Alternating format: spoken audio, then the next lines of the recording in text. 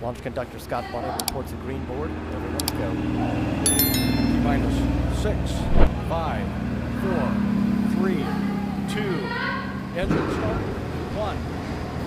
And liftoff of Delta II and NOAA's Joint Polar Satellite System 1, making the U.S. a more weather-ready nation.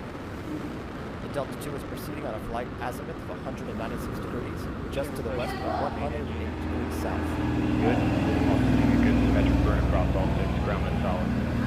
Listen to the voice of Patrick Moore. Pressure on main engine and rear engine continue to look good.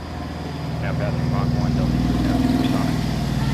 At 49 seconds, Delta II See a encounters very symmetric burn across all 6 grounded maximum solids. aerodynamic pressure, or max Q. This is the point where the mechanical stress in the rocket Now reaches passing its 48 peak. seconds, max Q, maximum dynamic pressure.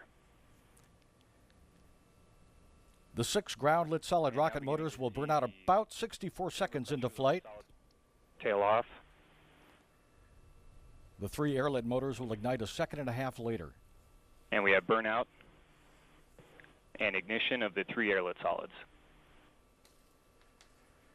Approaching the jettison of the Delta II graphite epoxy solid rocket motors in 3 sequences of 3.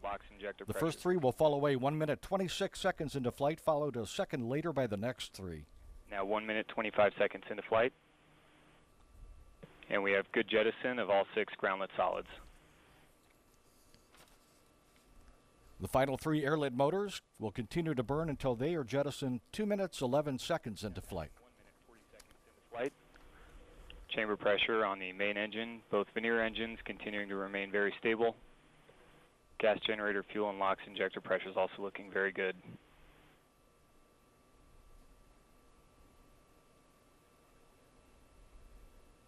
And we're standing Now by passing for the 2 jettison of the final 3 solid rocket motors. Chamber pressure is on the air-lit solids tailing off in preparation for burnout. And we have burnout of the air-lit solids and good jettison of all 3 air-lit solids.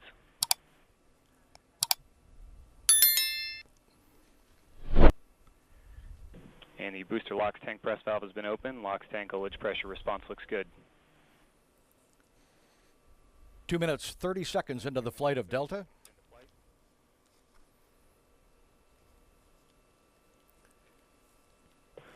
And main engine and Veneer engine chamber pressures continue to remain very stable. Once again, listening to Patrick Moore, United Launch Alliance flight commentator. Now 2 minutes 50 seconds into flight, now passing